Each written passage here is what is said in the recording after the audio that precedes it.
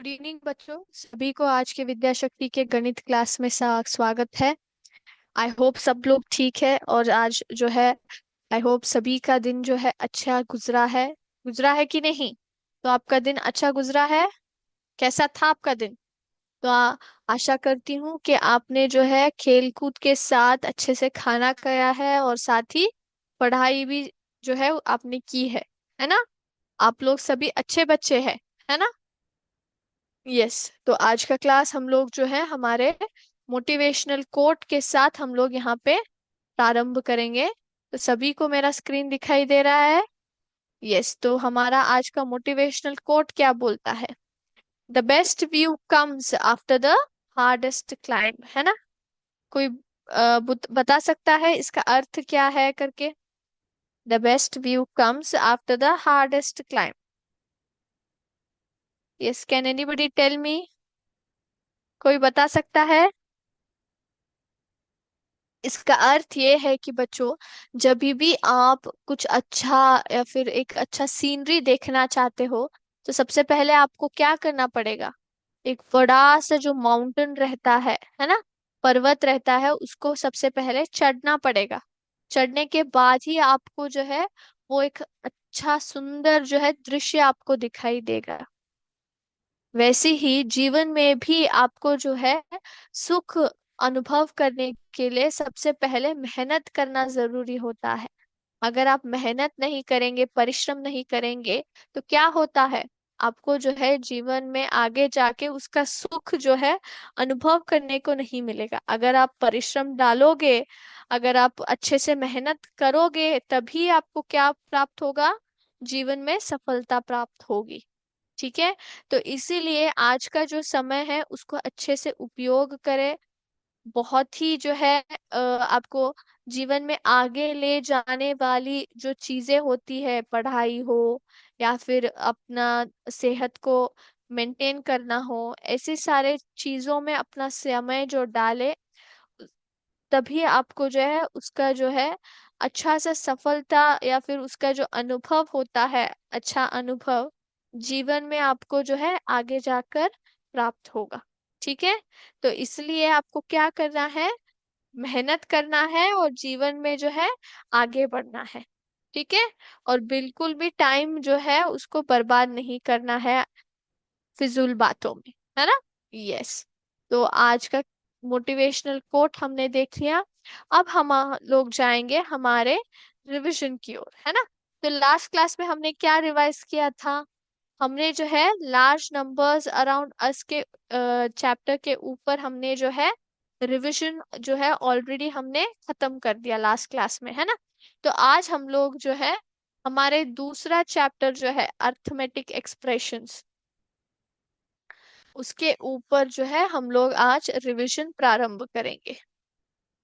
Arithmetic expressions.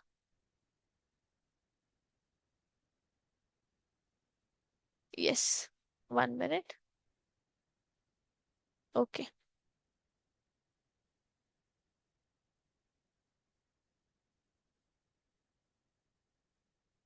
सो सबसे पहला क्या है?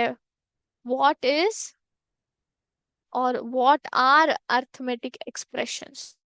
तो कोई बता सकता है अर्थमेटिक एक्सप्रेशंस का मतलब क्या है?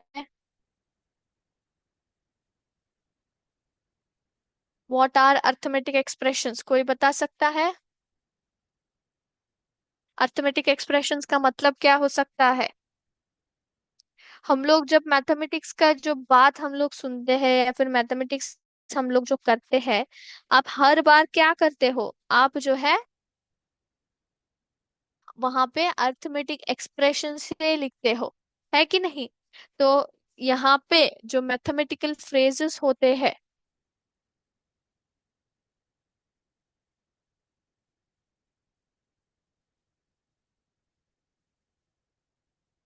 किस प्रकार के मैथमेटिकल फ्रेजेस? 13+2, 20-4, 12 into 5, है ना? तो इस प्रकार के जो मैथमेटिकल फ्रेजेस होते हैं, 18/3, जहाँ पे आपको जो है यहाँ पे क्या होता है? हम लोग इसको जो है सेवरल टाइप्स ऑफ ऑपरेशंस यहाँ पे हम लोग यूज करते हैं, है ना। हम लोग यहाँ पे प्लस माइनस एडिशन और डिवीजन ऑपरेशंस को उपयोग करके जब मैथमेटिकल फ्रेजेस को हम लोग लिखते हैं तो उन फ्रेजेस को हम लोग क्या बोलते हैं, अर्थमेटिक एक्सप्रेशंस बोलते हैं। ठीक है। तो यहाँ पे क्या होता है, हमेशा यहाँ पे जो है हम लोग इवैल्यूएट करते हैं एक अर्थमेटिक एक्सप्रेशन में। जो भी वैल्यूज दिए जाते हैं वहाँ, या फिर जो नंबर्स दिए जाते हैं, उन नंबरों को हम लोग क्या करते हैं, फिर वैल्यू को जो है इवैल्यूएट करते हैं। और इसीलिए इसमें हमेशा क्या होता है, इक्वालिटी साइन का जो है हम लोग यहाँ पे उपयोग करते हैं, जिससे कि अर्थमेटिक एक्सप्रेशन और उसके वैल्यू के बीच में जो संबंध है उसको बताया जाए। उदाहरण के लिए मैं यहाँ पे 13+2 लिखती हूँ। सो 13+2 का अर्थ क्या है, उसका आंसर क्या आएगा, 15 आएगा, है ना। कितना आएगा, 15 आएगा। तो जो आप 13+2 देख रहे हो वो क्या है, वो एक अर्थमेटिक एक्सप्रेशन है। और ये क्या है, उस अर्थमेटिक एक्सप्रेशन का वैल्यू है जिसको हमने इवैल्यूट किया है। सो दोनों के बीच में संबंध दिखाने के लिए हम लोग क्या करते हैं, इक्वालिटी साइन या फिर इक्वल टू साइन को हम लोग उपयोग करते हैं। Okay, so the relationship between arithmetic expression and its value is denoted by equality sign. Is it clear, is it clear? Okay, तो अब हम लोग जाएंगे एक्सप्रेशंस को कैसे कंपेयर करते हैं।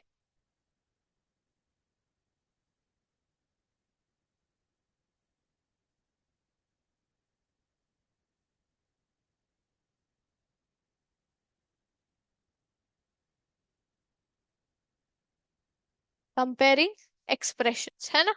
एक्सप्रेशंस को कंपेयर करने के लिए हम लोग कौन से साइंस को उपयोग करते हैं, इक्वल टू, ग्रेटर देन और लेस देन, है ना।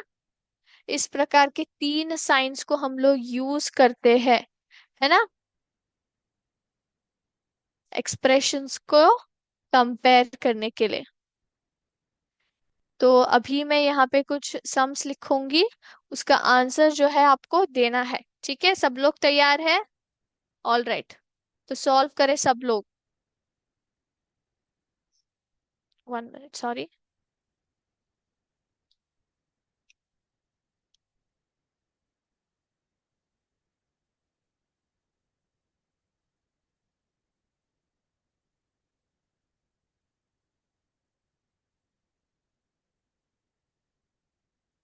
यस, तो इसका आंसर दे सब लोग।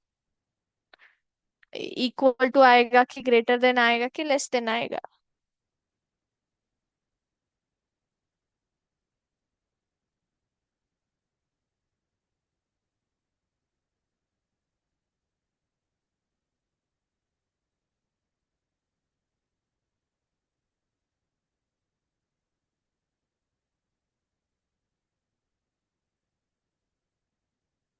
सभी ने किया? फटाफट आंसर ढूंढ के बताइए क्या आएगा। यस, सो 13+4 क्या आता है, it is 17।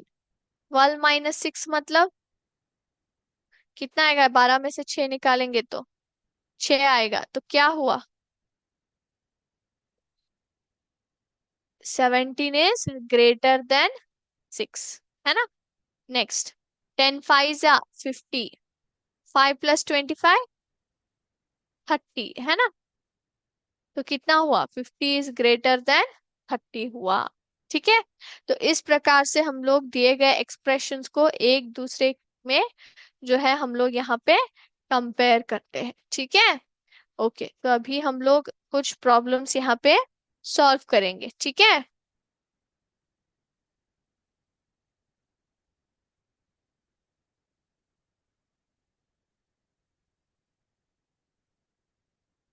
Fill in the blanks.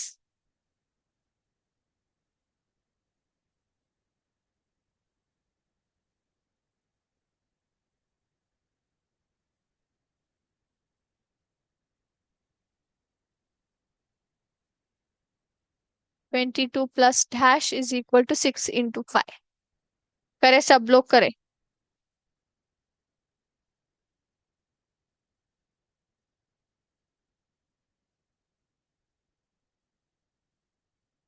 34 minus dash is equal to 25।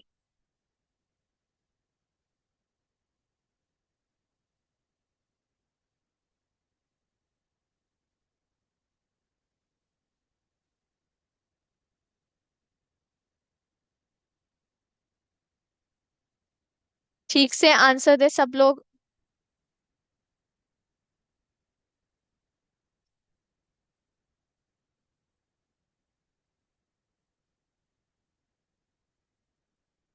किया सभी ने? Did you find the answers everybody? Okay. सबसे पहले क्या आएगा? 22 plus dash is equal to 6 into 5 है। तो यहाँ पे 22 प्लस डैश, 6 5 कितना आता है? 30, है ना? सो 22 को कितना और जोड़ेंगे तो 30 आएगा? 8। चेक कर ले, 22 plus 8 is equal to 30। Next, 34 minus dash is equal to 25 है। तो इसको जो है यहीं पे रखकर इसे यहाँ पर लेकर आए तो आपको पता चल जाएगा। 34 में अगर आप 25 - 25, मुझे आंसर चाहिए, तो यहाँ पे कितना आएगा जिससे कि मुझे 25 आंसर मिले? तो इजी है कि आप 34 में जो है 25 माइनस कर दे, इसको इस तरफ लाएंगे तो माइनस में हो जाता है। सो 14 - 5, 9 आ जाता है। 14 में से 5 निकाले, 9 आ गया। तो यहाँ पे बचा कितना? 2। तो ये 0। तो अगर 34 में 9 माइनस करेंगे तो 25 आएगा। चेक कर ले सब लोग, अपने आंसर्स को जो है चेक कर ले। 34 में से अगर आप 9 माइनस करते हैं तो जो है 25 आएगा कि नहीं? आएगा। ठीक से चेक करें अपने आंसर्स। Okay, alright. अभी हम लोग जो है कंपेयर करेंगे। ओके।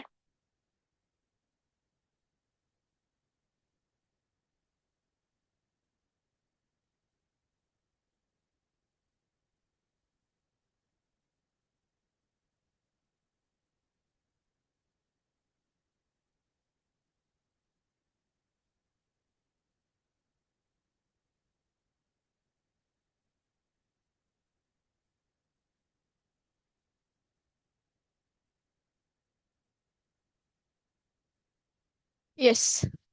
तो कौन बड़ा होगा, या फिर which the sign we have to put? Greater than, less than, के इक्वल टू? सॉल्व करें सब लोग। कौन सा जो है यहाँ पे साइन हमें डालना होगा?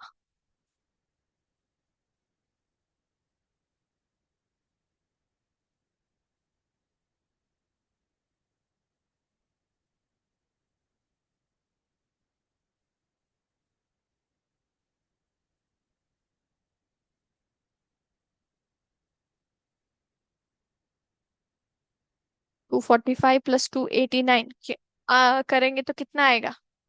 How much will the value B?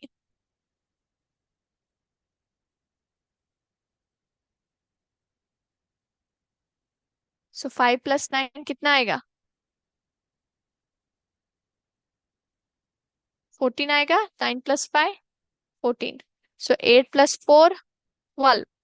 12 + 1, 3। Sorry, 13। सो 2 + 2, 4। 4 + 1, 5। 534 आता है। चेक कर ले।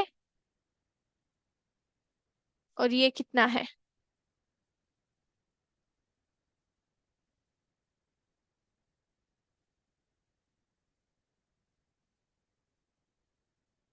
6 + 5, 11, है ना? 4 + 8, 12। 12 + 1, 13। सो 531। चेक कर ले जो भी हमने कैलकुलेशंस किया है वो सही है क्या नहीं। जो मैंने अभी एडिशंस किया है आपके आंसर से मैच करे, करेक्ट है क्या नहीं देख ले। 245 + 289, 534 आता है। फिर 246 + 285, 531, है ना? यस, तो अभी पता चला कौन बड़ा है। ऑब्वियसली 245 + 289 इज ग्रेटर देन 246 + 285, है ना। यस, और एक मैं यहाँ पे दूंगी।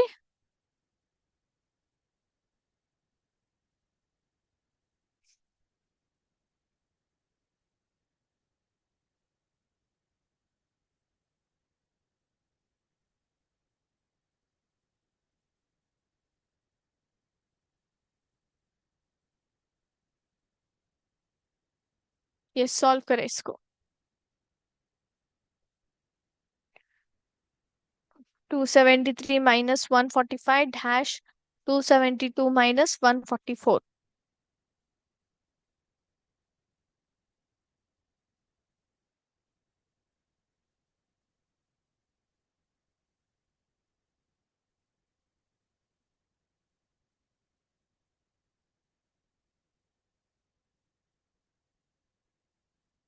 सभी को सॉल्व करना है, फटाफट करे।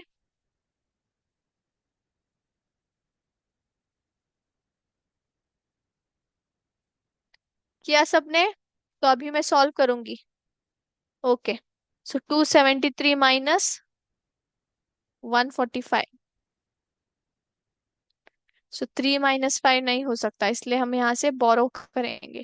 सो 13 - 5 हो गया। 13 में से 5 निकालो, कितना आता है? इट विल बी 8, है ना। 7 तो यहाँ पे है नहीं, 6 आएगा। 6 - 4 2, है ना। 2 - 1 1, 128। 272 कर ले। 272 - 144। तो यहाँ पे भी 2 - 4 नहीं आएगा, तो यहाँ से बॉल ऑफ कर लेंगे। 12 - 4 हो गया वो। सो 12 में से 4 निकालो, कितना आता है बोलिए? इट विल बी 8, है ना।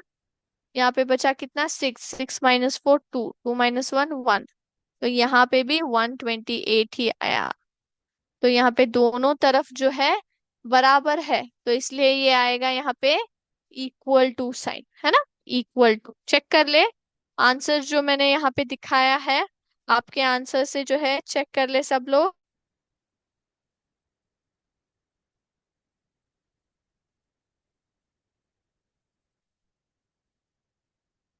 ओके, किया सबने?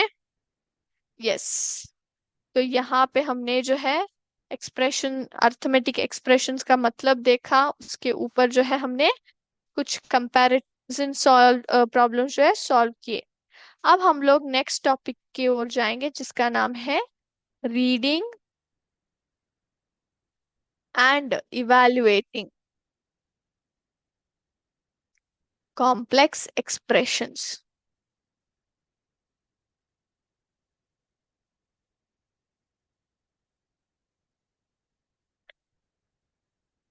Reading and evaluating complex expressions.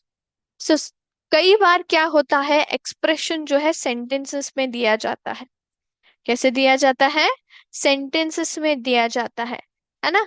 जहाँ पे पंक्चुएशंस, कॉमास वगैरह सब कुछ यूज करके जो है एक्सप्रेशन को रिटन में लिखा जाता है।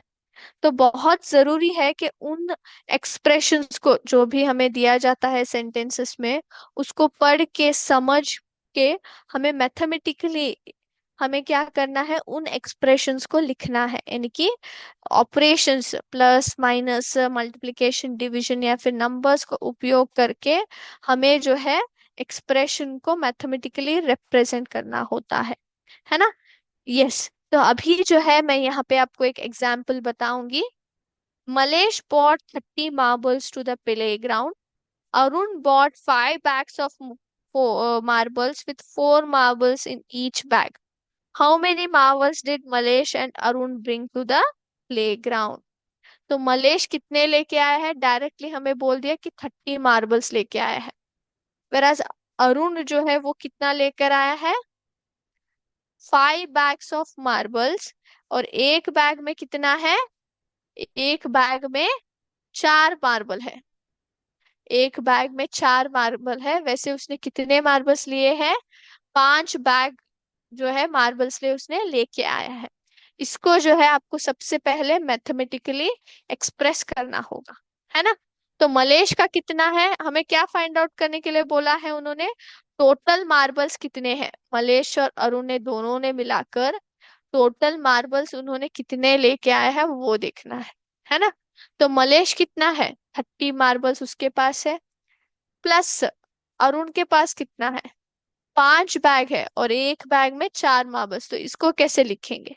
इसको हम लोग लिखेंगे 5 into 4, है ना? एक बैग में 4 है तो 5 बैग में कितना है ना? तो 30 + 5 into 4, है कि नहीं? है कि नहीं? तो इस प्रकार से मैंने आपको यहाँ पे मैथमेटिकली एक्सप्रेशन जो है लिख दिया। लेकिन और एक यहाँ पे कंफ्यूजन है, वो क्या है? बताइए मुझे, सबसे पहले एडिशन करना है कि मल्टीप्लिकेशन करना है? एडिशन करेंगे कि मल्टीप्लिकेशन करेंगे, क्या करेंगे? ये जो है यहाँ पे कंफ्यूजन होता है कि नहीं? इसीलिए उस समय हम लोग क्या करते हैं, ब्रैकेट्स का उपयोग करते हैं, एक्सप्रेशंस में ब्रैकेट्स का उपयोग करते हैं। तो जब भी ब्रैकेट्स में हम लोग एक्सप्रेशंस को लिखते हैं, वो जो भी टर्म्स होते हैं ब्रैकेट्स में, उनको जो है सबसे पहले हमें सॉल्व करना पड़ेगा, ठीक है? सबसे पहले यहाँ पे हम लोग ब्रैकेट डालेंगे, क्योंकि जब अरुण का पता चलेगा तभी हम लोग टोटल मार्बल्स जो है फाइंड आउट कर सकते हैं ना। सो 30 + 5 4 = 20, सो 30 + 20 कितना हुआ, 50 मार्बल्स हुए, है ना? कितने हुए, 50 मार्बल्स हुए, है कि नहीं? यस। तो और एक करेंगे। तो इसी प्रकार से जब हम लोग एक्सप्रेशंस को पढ़ते हैं, समझते हैं, हम लोग जब लिखते हैं, तो हम लोग इस प्रकार से इवैल्यूएट करके ब्रैकेट्स में जो डालना है वो डाल के टर्म्स को हम लोग इस प्रकार से लिखते हैं, ठीक है? अभी हम लोग और एक करेंगे यहाँ पे। Irfan bought a pack of biscuits for rupees 15 and packet of tur dal for rupees 56। So biscuit का वैल्यू कितना है, 15 रुपए है। तूर दाल उसको कितने में मिली है, 56 में। शॉपकीपर को उसने कितना दिया है, 100 रुपए दिए हैं। हमें क्या फाइंड आउट करना है, एक्सप्रेशन किसके ऊपर लिखने हैं? हमें जो है कैलकुलेट करना है कि शॉपकीपर से इरफान को जो है कितना चेंज वापस मिलेगा, कितना चेंज वापस मिलेगा, है ना? तो उसने शॉपकीपर को कितने दिए, 100 रुपए दिए। 100 रुपए में मुझे क्या क्या घटाना है, मुझे 15 रुपए घटाने हैं बिस्किट के, फिर 56 घटाना है तूर दाल के पैसे, है ना? तो इन दोनों को हम लोग जो है ऐड करेंगे और इनको बिठा देंगे ब्रैकेट में, क्योंकि जब इन दोनों को सॉल्व करके ऐड करके एक नंबर आएगा, उसको हम लोग 100 में से निकाल सकते हैं। सो 15 + 56 कितना हुआ, फटाफट बताया कितना हुआ? सॉल्व करें सब लोग। 56 + 15, 71 आता है। तो -71 करेंगे तो कितना आएगा, it will be, yes, 29 rupees, है ना? है कि नहीं? यस और नो?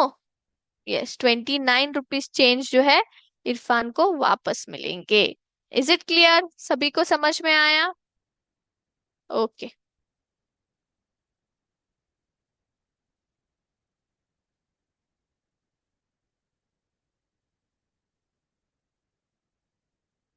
यस, अब हम लोग जाएंगे अगले टॉपिक की ओर, जिसका नाम है टर्म्स इन एक्सप्रेशंस। तो एक्सप्रेशंस में भी क्या आते हैं, टर्म्स आते हैं। ओके, टर्म्स आते हैं। वो कौन से टर्म्स होते हैं, या फिर हम लोग एक्सप्रेशंस जब लिखते हैं तो उसमें जो है टर्म्स किसको हम लोग बोलते हैं? सो फॉर एग्जाम्पल मैं यहाँ पे आपको दिखाती हूँ।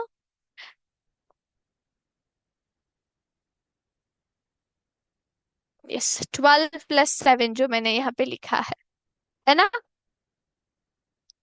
यस और नो, 12 + 7। तो यहाँ पे हम लोग क्या बोलते हैं, जो 12 और 7 है, इनको हम लोग टर्म्स बोलते हैं, एक एक्सप्रेशन के टर्म्स कहे जाते हैं।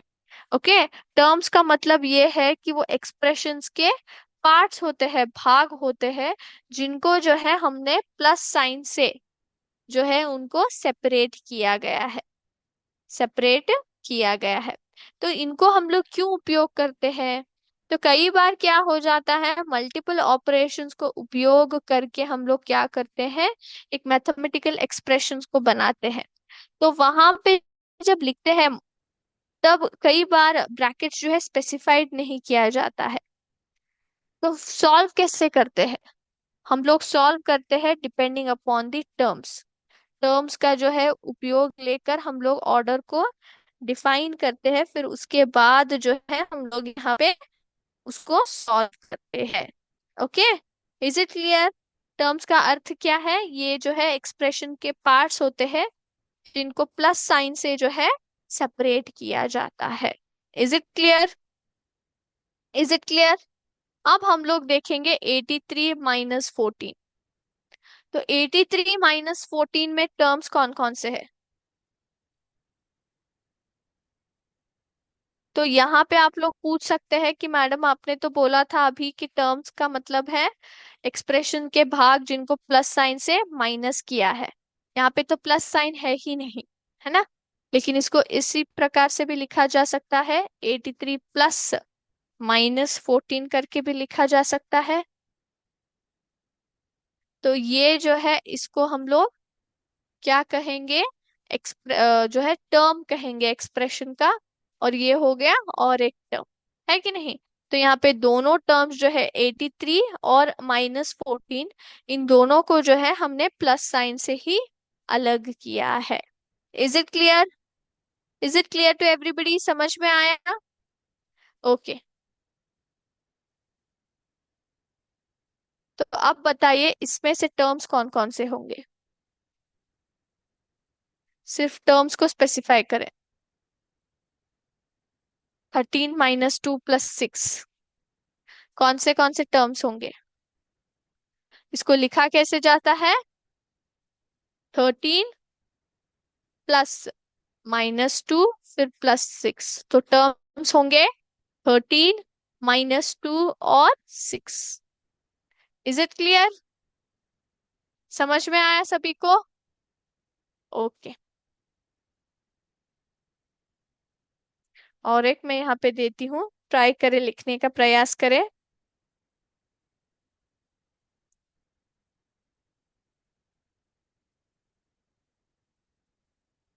यहाँ पे टर्म्स कौन कौन से होंगे? 5 + 6 × 3।